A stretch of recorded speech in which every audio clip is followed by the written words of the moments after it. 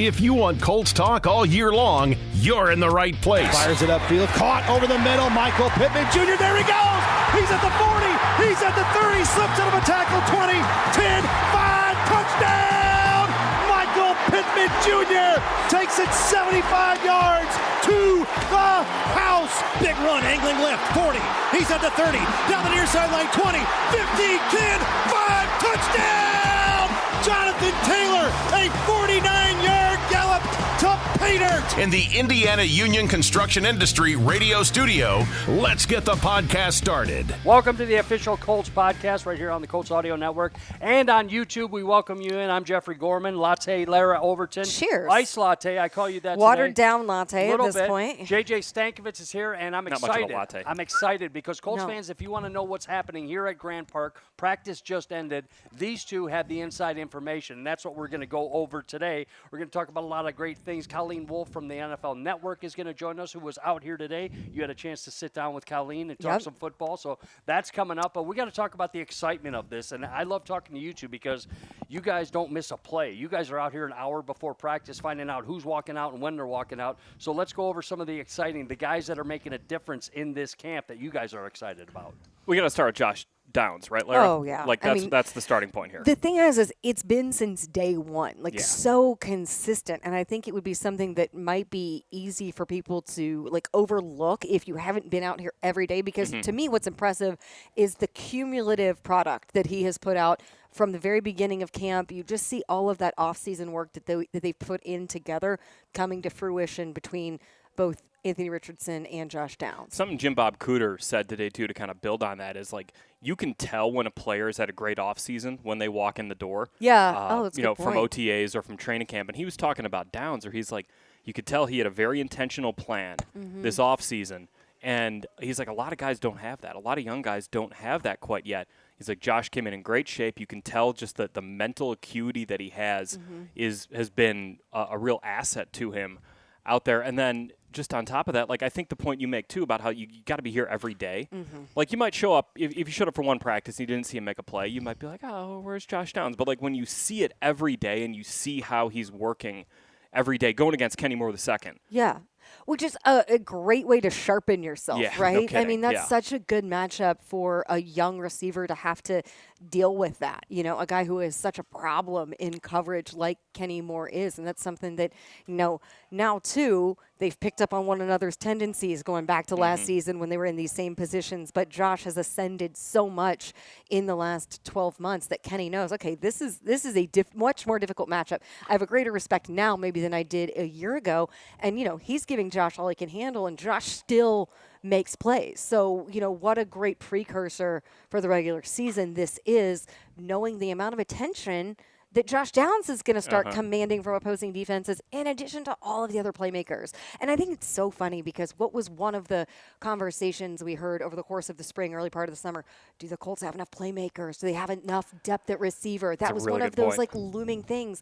And now those questions aren't being asked in training camp when we've gotten to this point. I think that's such a good point because if you're out here every day, you're seeing Josh Downs make plays. You're obviously seeing it from Michael Pittman Jr., but then Alec Pierce and A.D. Mitchell, they're rotating days where each of them is okay, today was an A.D. Mitchell day. He had some plays where I'm standing next to Bill Brooks and I'm just asking him about how he is able to create so much separation on some comeback routes and stuff, and you're seeing it out of A.D. Mitchell. And then you go and you have a day where Alec Pierce makes 2 incredible leaping catches and you're like, yep, that's still right there. And then on top of all of that, Larra, it's hard to tell this because you're not tackling, but every single time, I don't know if you've picked up on this, every single time someone gets asked about Jonathan Taylor, it's this grin, it's this smirk, it's yeah, we know what's coming, and maybe the rest of the league doesn't. Exactly. And, just to kind of piggyback on that conversation, we've spotlighted the receivers, spotlighted, of course, the running back room headlined by Jonathan Taylor, but I think that Trey Sermon has had one of the most consistent and strong camps. I think he's really solidified that number 2 spot in the run game. But in terms of pass catchers and playmakers, I think Kylan Granson has really started to put himself on the radar in these last few practices in terms of we've kind of wondered, what's this tight end rotation going to be? And I thought that this was really one of the strongest days that we have seen from Kylan thus far in camp. Yeah, he had a touchdown I guess it was one of those disputed ones. It was. Right? It was. Like the ones where the entire defense is like, no, we would have tackled him. And the entire offense is like, no, he would have got in. That was the throw of the day from Anthony Richardson. It was kind of in a red zone drill. And Anthony kind of, he got to Granson through his progression, threw a dart right in between some defenders. And, yeah, I mean, maybe Granson would have been tackled shy of the goal line. Maybe he wouldn't have. We'll never know. I don't care. He made the catch. Like, that was kind of what I was just looking for is, that connection was there. So, yeah, ideally, yeah, sure, you'd like to see it come to, fruition in a touchdown. But I thought what we saw from it was enough for me to be like, connection's working. I think you just kind of, though, just to kind of dial it back on the weapons thing, I think you just kind of hit the nail on the head. That, like, one of my impressions just globally, you sure do. You do a lot of, handiwork around the house, right? Sure, that's all what, of it. Tucker All leaves of it, that to right. you? Totally, yeah. Larry can throw a hammer. Like Rosie the Riveter, I am over here. But just generally, like, I think one of the impressions that I felt 2 weeks into camp is like, yeah, the weapons, I'm not worried about. Not worried. Because I think the bet here that the Colts made this offseason was that dropping Anthony Richardson back into that group was going to elevate the play of everyone. And I think we have seen that. And then additionally, I mean, obviously A.D. Mitchell coming in, that's a different thing there. And then on top of all that, it's not just Anthony being back there, but you have the Anthony-Jonathan Taylor tandem. And I asked Zaire Franklin about this yesterday. Like, hey, you're the guy who's seen it probably the most of anyone. Sure. You're one of the only people on the planet who has had to defend Anthony Richardson and Jonathan Taylor in the backfield. And he said it's almost like this game of like Tom and Jerry, where like he's trying to chase down JT, but Shane's putting him and EJ in these tough positions all the time. And he's just like, sometimes you guess because that's all you can do. And then you're inevitably going to guess wrong. And it's like, man, you're just so excited to see what this is going to look like come September 8th, because I don't think the only people who know what it might look like are probably 44 and 45 out there for the Colts defense as linebackers. Yeah, and the other questions that are starting to be answered that I think people are going to have, more ease with going into and maybe more peace with going into the regular season is the secondary. And, how much we have seen, especially Julian Blackmon has had an all-star type of a week. And, we've talked about Kenny doing the Kenny things. I think there are a lot of guys like Jalen Jones has had a really good camp. He had a really nice PBU today. And then, Nick Cross and Rodney Thomas both had plays today. So I think that what we have seen, and I think it's really been for me over the course of the last 5 days, where this defense has kind of made the offense uncomfortable in a really good way. Like they've really tested the offense in some situations. And I think that these early battles in which the defense has somewhat had to kind of level up to where the offense started camp has created such a good level of competition. And I think that this is really what you want to see going into a preseason game week. Before we go into some hot names in camp, we're less than a week away from our first preseason game. I want to talk about it's on us right now. Yeah. Another guy who's a lot of people are talking about, obviously, the first defensive player off the board in the recent draft, Latu against Denver. Obviously, we want to see what he is. What is Shane Steichen's early in the week before this preseason game? Are starters going to play or the young guys? So Shane said on Sunday that he was going to make that decision in the middle of the week. Okay. So we'll see what it is this year. Last year, the Colts did play their starters in the first preseason game against Buffalo. I don't remember. Series. I think it was the first series. Maybe it was a little longer for the offense. I think Anthony maybe got 2 series or so. So I think you could potentially see that. We'll kind of get the final determination from Shane later this week. But for these rookies especially, and some of these young guys, just getting those jitters out, just going through a game day, going through the warm-ups at Lucas Oil Stadium, coming out of the tunnel, getting on the sideline, just getting your routine down, I think does matter for these guys. In addition to the first time you hit someone, maybe it's a good thing if it's not against Houston. Well, and I think, too, to me, I would like to see them line up against somebody else in a different colored jersey before Arizona gets in here for joint practices, because you have a gauntlet of a next week. So within 7 days, you play preseason game number 1 at Lucas Oil Stadium against the Denver Broncos. Then you have an off day. Then you come back in. I think it's an off day. Come back in. Yeah, walk through, whatever. And then Arizona's here on Wednesday. You have 2 evening joint practices head-to-head against Arizona, both Wednesday and Thursday. You get Friday, and then Saturday night, you're back at it at Lucas Oil Stadium. So within the course of 7 days, you have 2 games and 2 joint practices. And then on top of that, okay, so Sunday's an off day. There Monday you you travel to Cincinnati. Cincinnati. Tuesday, you got the joint practice with the Bengals. Yeah. Wednesday's an off day, and then Thursday's the game against the Bengals. So really, I mean, this is going to go by quick. Yeah, the next real 2.5 weeks are just crazy. And that's why I just think that you would like to have that game experience. So then you go into the joint practices with Arizona having a better idea of, okay, this is what I need to dial in. These are the things that I need to sharpen. These are kind of the things that I need to carry from, one game into the next. This is how I can use these joint practices to get myself ready for regular season week number 1. Yeah, I think on top of that, too, this is where you're going to see the team really come together in terms of what they're going to hone in on for week 1. Yeah. Where Gus Bradley kind of mentioned it today that the Colts are through the install phase. Just a couple little things here and there, but now this is where you get into the details. This is where you really figure out what are we good at on offense, what are we good at on defense, and this stretch. I mean, you're not going to get a ton of it in the preseason games just because you're not going to run your scheme. You're going to run it vanilla. It's a lot of one-on-one matchups, stuff like that. But those are still valuable. The joint practices and then just the next couple of days of practice out here before the Cardinals come in. That's where you're going to see the Colts start to form an identity. Yeah, it gets a little meaty. Yeah, right. In there. Yeah, and you build on that then for when camp breaks. You got those 2 weeks between the end of the Bengals game and then the start of the regular season. This is like go time now. It really is. By the way, this is looking down a little bit, but I love that preseason game being on a Thursday night and having kind of that weekend after and having that time. I really like the way that so far the last 2 preseasons have kind of been maybe more than that even, but at least the last 2 with Shane, the way that they've kind of fallen into place with the way that you've conducted joint practices both home and road, and then the preseason games with that.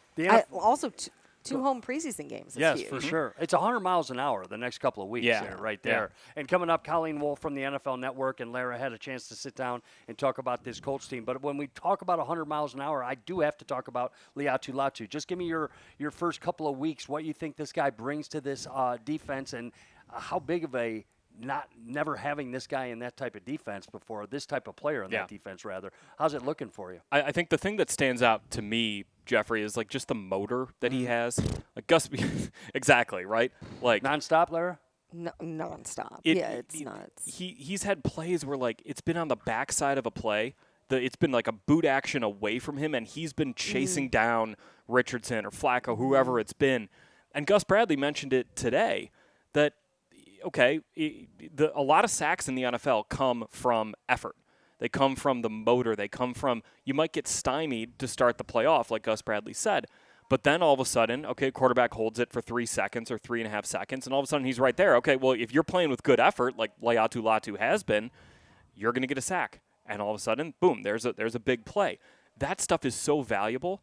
And to see it from a rookie, like Gus has kind of talked about this a little bit, and I think it's a really interesting point that sometimes rookies, because there's so much going on in their head, of you're just swimming through terminology, installs, knowing that, hey, you got to keep up with your team, just all this stuff that sometimes you don't play with the kind of effort that you might play with later on in your career. That is not a concern for number 97. Yeah, I can't imagine that. He's a guy that you just feel his speed on the field. Like when he is out there, like it's just wild. And I was telling, there's a great group, shout out to Mike Wells, who was out here with a group from IU and IU Journalism School. And I was talking to a few of his students, and I was like, just watch like this snap. Don't watch the quarterback. Don't watch the receivers. Just watch 97. And like the force, the ferocity with which he blows off of the edge. And, it is just insane. The burst in his body, that's what it is. I think where you see, the separation that makes him different from other edge rushers maybe that you have. You know who else is having a good camp? Kind of along those lines, because I've watched a lot of it, is Bernard Ryman. Oh, okay. Bernard Ryman, because I've watched a lot of that. Lewis was going to be mine. But I've said this. I've gone on record with that. I love that man. Bernie is the camp he's having has been really good because those battles he's had with Latu, he's winning. It's been good, but it's been back and forth. But he's been winning a lot of them, and it's not because Latu is this unpolished rookie.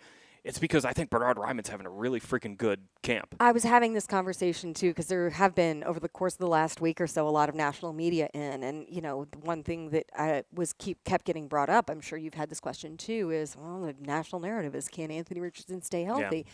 And I said, yeah, he can. And I said, because, he's not a reckless player, first and foremost. He and Shane, have a plan on, using his legs. He considers it his superpower, but not forcing things. And I don't think Anthony's ever been a guy to force things that don't need, that aren't there, that, he doesn't need to. But I said, that aside, what's going to keep Anthony Richardson healthy through these next 70 is look at this offensive line. Yeah. It's this entire unit that has now played together for 3 years, and you look at the leaps that Bernhard Raimann had in consecutive years. Mm-hmm. So that's what I said. I think that people are overblowing some of that concern because they're not looking at the fact, I think everyone thinks about, the Colts have a good offensive line, they have Quentin Nelson, but it's no, it is not just Quentin Nelson. It's the entire, quintet? Quintet? Is that 5? Pentet? Quintet? I think. A quartet is 4, so a quintet. Kevin Connors behind the camera is saying, yeah. I don't know. This is back to school. Yeah. We got Blue in the background. Hello, Blue. So, just that entire fivesome, if you will, with Ryan Kelly, Quentin Nelson, Braden Smith, Wolfe Fries, and just hinging on all of that is kind of the anchor on that left side. Most injuries to quarterbacks, I know it wasn't the case with Anthony last year, but most injuries to quarterbacks happen in the pocket. Mm-hmm. And this is a pocket that is going to be good. And Anthony, by the way, has great pocket feel. So it's going to, to me, that's a good combination for not being clutching something, worried that Anthony's going to get hurt. Hey, we got to talk about the quarterback position. Joe Flacco's been slinging Let's this. talk about Joe God. Flacco. Let's he's go. Been slinging this thing Yes. around. This guy throws darts. Woof. Darts. Joe Flacco has been, I was talking about this with Bill Brooks today. I think he's been one of the 5 best players in camp. Right. Because he's going against the twos. Sure. And he looks like a veteran quarterback who's been in the league for 15 years going against the second team defense. Yes, because Joe Flacco has been in training camps going back to when some of these guys were in elementary school. Correct. No shock. Right? Joe, every day I'm writing down. Joe was winning Super Bowls, and these guys were going into homeroom. Correct. Figuring out their locker combinations. Circle time. Every day I write down 3 times 15 to 16, 15 to 16, because he's just been peppering Ashton Doolin with that second unit. And another guy's having a good camp, Ashton Doolin. What a guy to root for, right? The way that Joe Flacco is putting the ball out there, it's not just, he's getting the ball to the right spot, which he is. It's precise. It is crisp. Yes. And it is accurate. Mm-hmm. And zippy, I think that's one thing is sometimes, when quarterbacks get to a certain point of their careers, it's always does he have the arm strength, right? That's always questions. There are no questions about the arm strength of Joe Flacco. Did you guys see the ball today he threw to Woods, who didn't Yes. come up with it? Yeah. Oh, Yeah. I mean, he threw it in a window that Yes, big, he and did. it hit the young man right in the hands, but he didn't come up with it. But Joe Flacco, here's one thing on Joe that he's a pro at 39 years old. The Colts had some alumni players in last week. And after practice, they took him in for lunch and everything. Players walking by, going to eat. Joe Flacco, he sits down right before he eats, says hi to the guys, then sits with them, talks about, just that's the kind of pro that it is, where other guys are just bolting right by him. They can tell that guy's been in the league for a minute or two. And go ahead. Sorry. None of this is a surprise, by the way, if you watch the Browns last year. Right. I mean, No. he was awesome, But it's I think you're absolutely right, Larra, with quarterbacks when they're hitting their late 30s. I mean, Flacco's 39, I think. You are sort of okay, when's the cliff? Is there a cliff? Mm-hmm. And for Joe Flacco, I don't see it.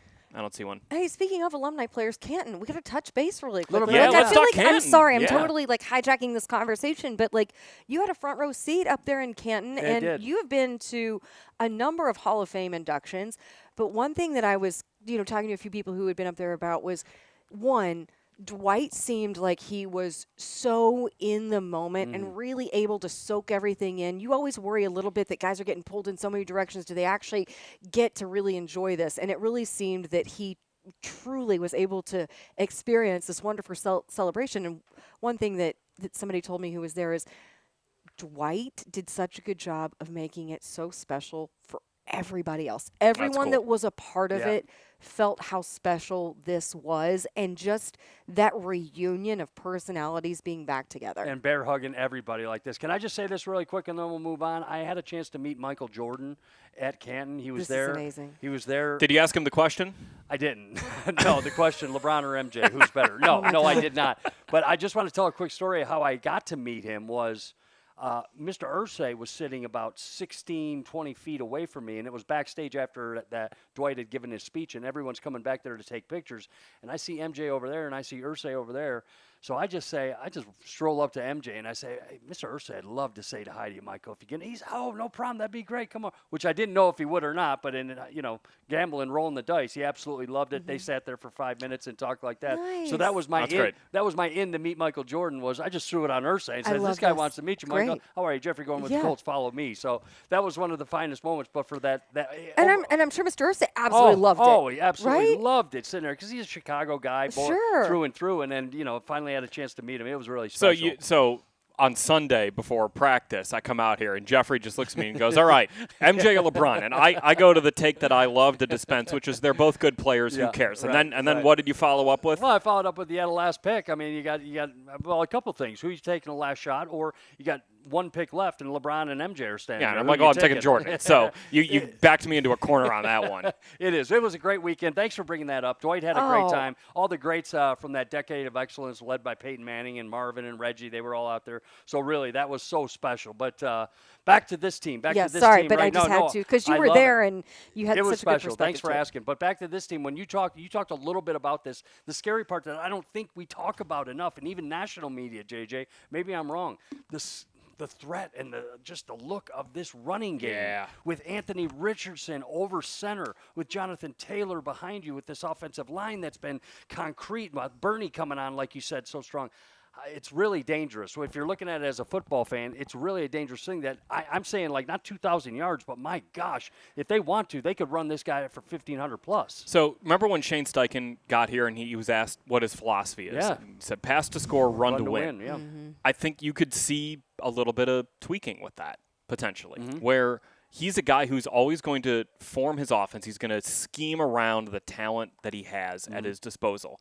And the Colts have truly a dynamic backfield with Taylor and Richardson back there. So I pulled up some numbers. I was curious what the offense was last year in terms of the run game. So the Colts ran the ball at the 13th highest rate in the NFL last year, 41% of their plays. They were 15th in explosive run rate, so runs that generated 10 or more yards. They got 12% of their runs got there. They're 9th in yards per attempt at 4.3. Explosive runs could sound like not a good thing. It sure, as I said that out loud, get your Imodium ready to go. That is a dangerous term. Ninth in yards per attempt at 4.3. This is where I thought it was really interesting. So yards before contact is a stat that Pro Football Focus has that kind of tells you how many yards before it's how many yards before you get touched beyond the line of scrimmage. YBC. And to me, that's a measure of the offensive line and the strength of the offensive line. The Colts were 6th in yards before contact at 1.5 yards before contact, but they were 22nd in yards after contact. 2.6 was their average. To me, that gap right there, that can be closed with a hopeful full season of Jonathan Taylor and also Anthony Richardson back there. And I mean, one thing is just in watching this camp, like going back to day one when players walked in the building and Jonathan Taylor is beaming, grinning from ear to ear, wearing an Anthony Richardson t-shirt. Like, this is a reinvigorated Jonathan Taylor. Like, I was kind of joking with Pitt about this, and I was like, is this the most fun that we're seeing Jonathan Taylor have, like, in a while? And I think it certainly is, because you don't have that, the looming conversations about needing to earn that second contract. That has been extinguished. He knows who his quarterback is. He's healthy. He's healthy. He didn't have any of the offseason stuff. You have so much confidence in this offensive line. And now Shane having a second season with this entire group, with the addition of course, some of your draft picks in there, you know them. You know how to use these people. And I think that JT has such solace in just the guidance of Shane to be like, I know he's going to put me in the positions I need to be in.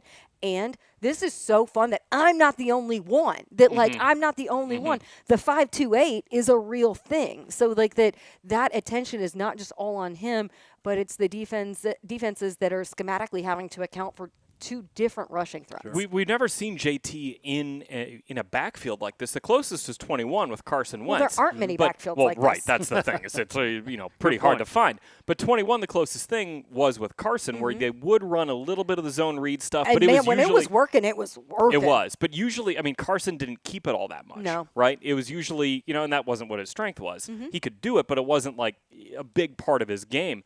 With Anthony Richardson, it goes back to what I was talking about with Zaire Franklin making kind of the like Tom and Jerry thing, where like you don't know on a zone read. You have to be so honest with your eyes, with your discipline on these plays, that you can't maybe play as fast as you want to with those two guys in the backfield when there's a mesh point.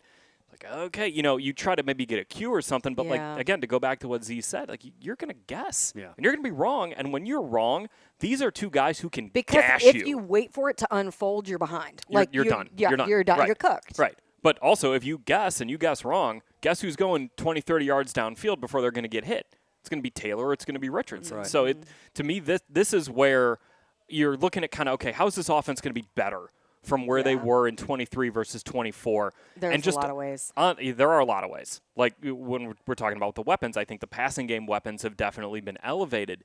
But on the ground, I think you can see that I'm going to say it again, explosive run rate. There we go. Go explosive up. I rate. think you could see that go from being about league average to hopefully above average, if not top 10 in the league.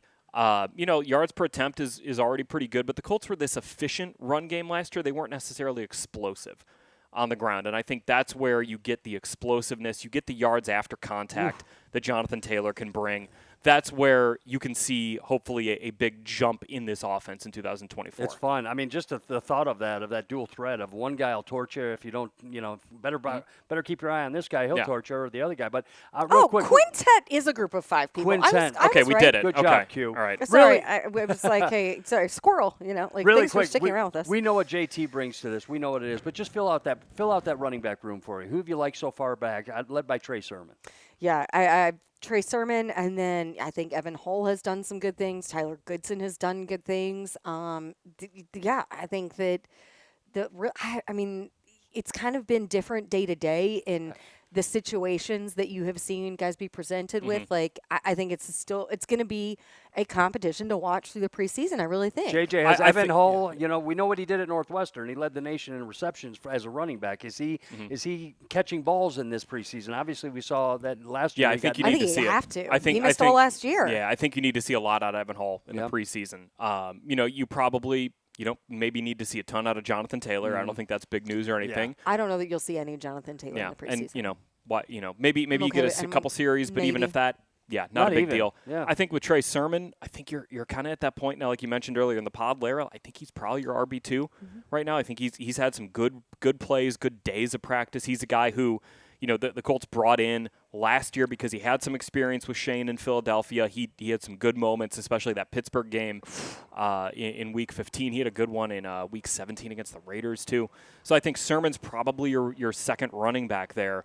And then it's this competition between Evan Hull and Tyler Goodson probably for that third spot on this roster. I don't know if you carry 4. I think there's a lot still to be kind of shook out with this roster, but that's going to be an important competition to watch in these training camp the preseason games, because I think both of those guys are probably going to get quite a bit of playing time. It's going to be fun. There's not the only question mark is in the running back room. There's tight ends and defensive backfield. We're going to bring it all to you over the next course of the next few weeks leading up to the regular return game. Yes, who's kicking off? Who's returning? Can't wait for that. But are we ready? Like, are you ready seriously, for that? I can't wait for that. I know. I'm not saying that as a joke. No. I cannot wait to see what the kickoff I stuff was actually looks having a conversation with our referees out here at practice about how interesting it's going to be. Are they nervous? Yeah, I was going to say, interesting for them. It's interesting. And they're like, we got to figure it. We got to see what this looks like.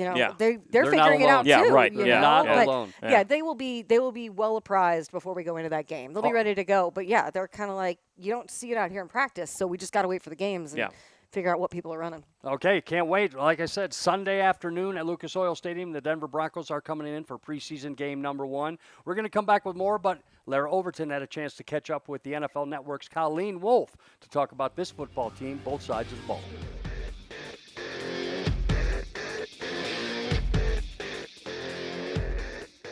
Joined by our good friend, NFL Network host Colleen Wolf, and most importantly, she is shoe guru, fellow sneakerhead, my girl with the fresh Carolina blues over here. We're showing off the sneaker game. Oh my gosh, I mean, these today. are the most beautiful fours I've seen, and now, Larra, I feel like I have to buy them, and unfortunately, I don't have room. I don't need them, but I do need them.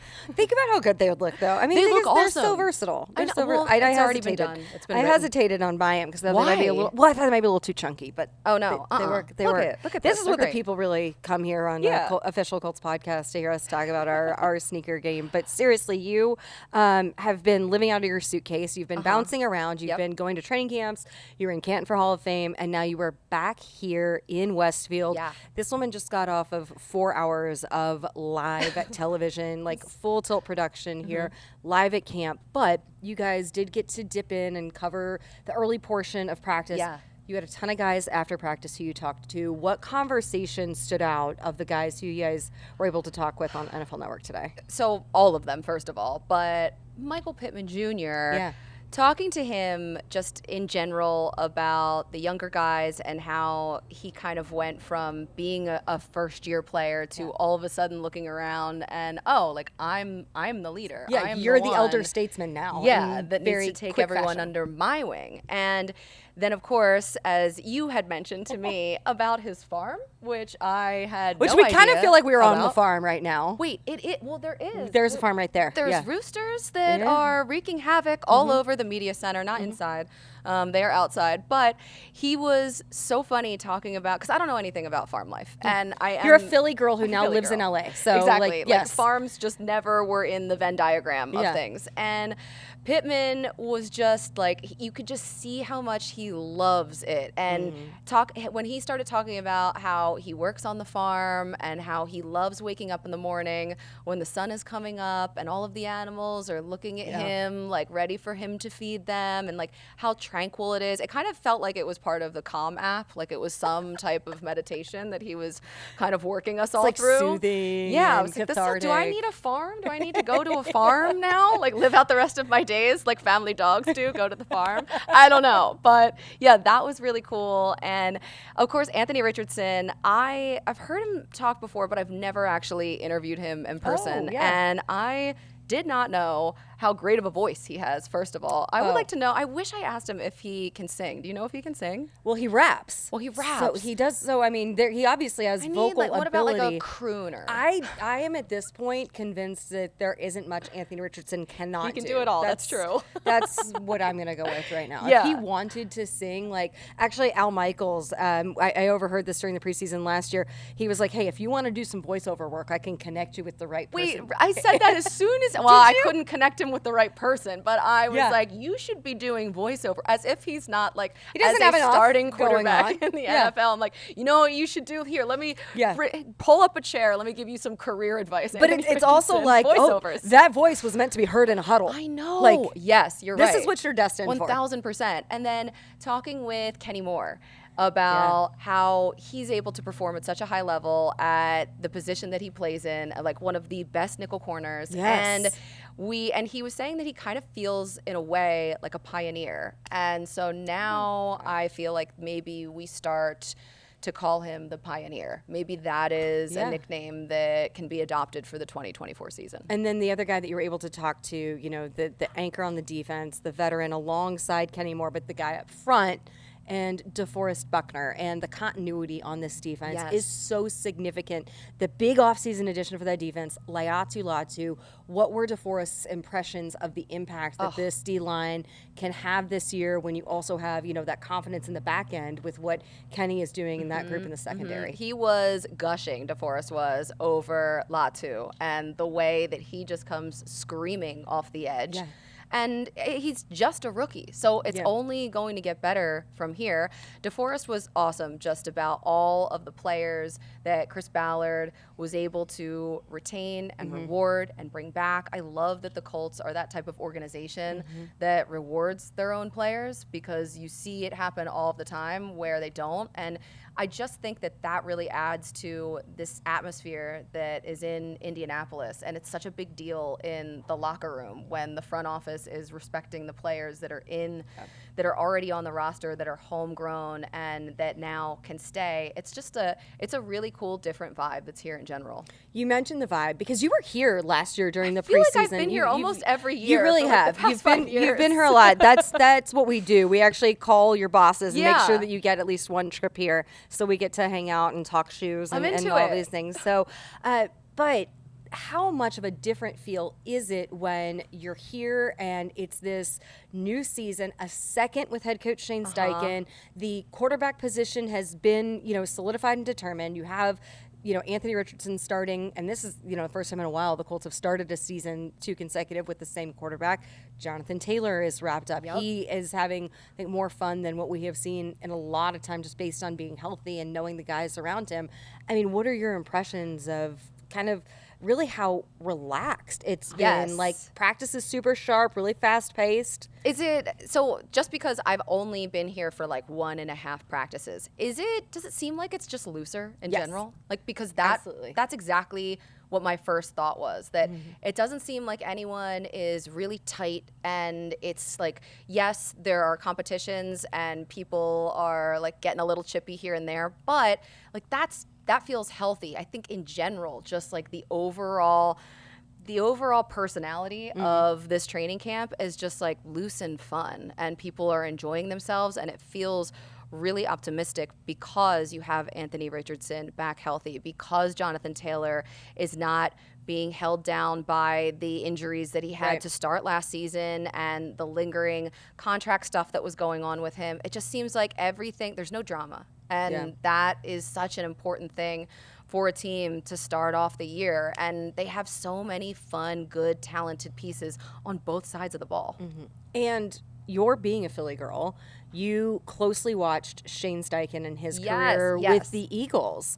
What to you, in watching last season unfold, like, what did you look at when you saw it and you're like, Shane Steichen is a head coach, this is the team, he's the right guy? At what point was it like definitive? It was when Gardner Minshew was able to be as successful as he was, and it felt like this team, like everyone, they were just galvanized, and you could tell Shane Steichen really was the brain of the operation with the way that he was scheming things up. And the second half of the season with Jonathan Taylor, how much he came on, how strong he was, and it was like he got his reps in. All of like the injuries were behind him. Yes, he had the thumb injury but it was just like watching him really accelerate and seeing the success that this team had. The fact that they were 15 yards away from winning the division, getting into the playoffs with a backup quarterback in Gardner Minshew, that just speaks volumes of how talented this coaching staff really is. And that's one thing that, in having a lot of conversations over the last few weeks, we have always known that Shane coming in is so level. Like, he keeps everything very even. And Chris Ballard had talked about that even, before Anthony was named the starter a year ago, that's something that Anthony is well equipped with, that he rides that, he doesn't get too high or too low. He stays incredibly consistent. And I think that has put this whole group in a great position, because it's unique when you have a head coach and a quarterback, especially a second-year quarterback this young, that matched that just, level of steadfastness. There's zero flinch in either. And I think that's a pretty unique dynamic between that type of duo. And I kind of got the impression with Anthony Richardson that he is so young, and yes, he doesn't have a ton of experience in the NFL or in college, but the way that he carries himself and this presence that he has, it's like you just know it's like he's an old soul, first of all, and I would trust him, and I don't even really know him. There's just something about him that puts everyone at ease, like a room at ease, and his confidence is kind of contagious, and it really is just cool to see it in person and then feel the way that he makes everyone else feel around him. Well, we probably gotta let you go because I think you have a date over at Pittman's Farms. He wants you. I wish. He wants you to Gotta come go bail clean some the hay, I don't stalls. know. Like it's it's time to check the chicken coop and see the I emu. would love some fresh eggs. I'm not gonna lie. I've had them and they are spectacular. They're so delicious. There's nothing like a fresh We'll get you egg. back in town. Great. We'll make sure that this happens. Terrence the alpaca will be delighted to greet you. I am very sure. So I'm gonna be starstruck, so I don't know if I'll be able to like handle myself.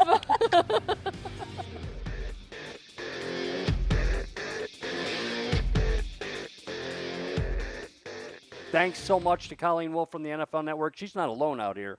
A lot of Yeah. the personalities were out here today. Saw Gerald McCoy, by the way. Had a Hall of Fame discussion with the big defensive tackle from Tampa and stuff like that, but it's great. But I like the national media's look at this team, and it's funny when they talk about everything revolves around number 5, obviously what it is.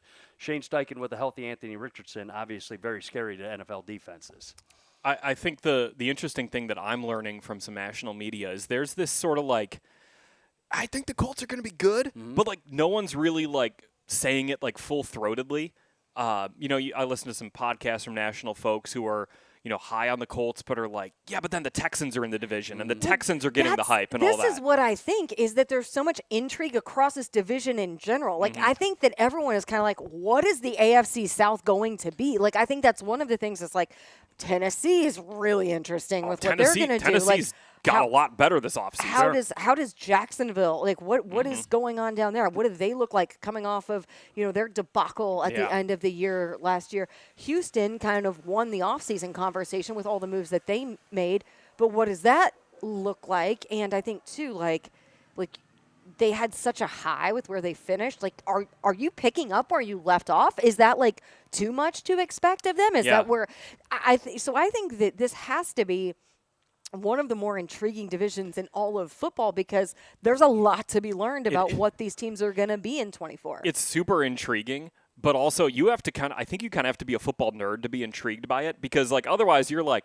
well, what's going on with Dak and the Cowboys? They going to get an extension done? Oh, Tua got an extension. What's happening in Utah? And but you got to be really into it to be talking about Indianapolis, Houston, Jacksonville, Tennessee. But there are a lot of people who are, and obviously nationally, you're getting a lot of that. I think sometimes you turn on like some show, and it's just sort of like, all right, they're talking about Dak again and all that. But the people who are like really paying attention, they're like, AFC South is going to be spicy. Heck yeah. This There's year. a lot of fresh talent. And you've got all these young quarterbacks in the same division who are going head-to-head, and you're starting out of the gates within the division. Like, this is bonkers.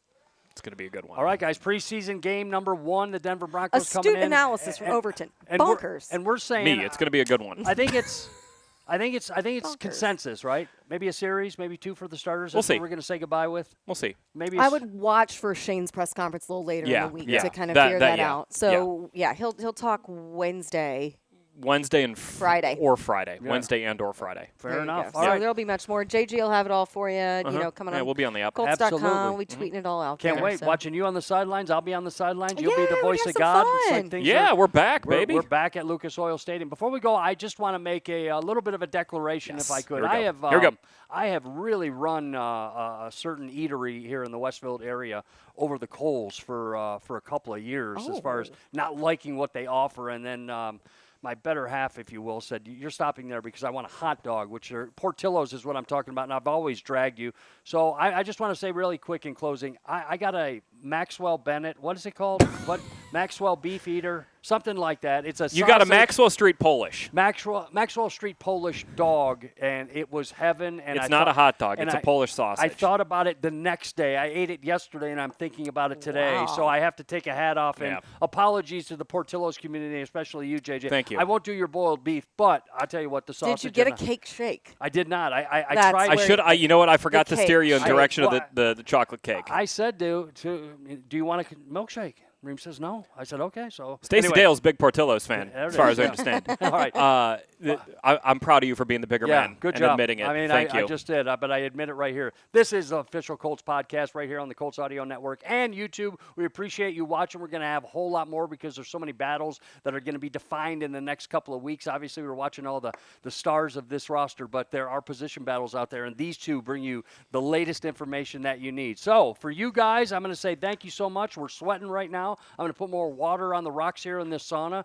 Good luck to you guys, and we'll be giving you more and more, obviously, the latest on Colts.com. At JJ Stankevitz, at Larra Overton on Twitter X. I'm Jeffrey Gorman saying goodbye. Shout out to Kevin baking in the sun Yes, as Kevin he is in the sun. recording Shout out to this. all the Thank you, flies JC. that Oh, also yeah. A lot have of been flies all around over here. this set here. All right, let's start this thing right come Sunday, 1 o'clock. Colts.com has the latest for Larra and JJ. I'm Jeffrey Gorman. Thanks for watching.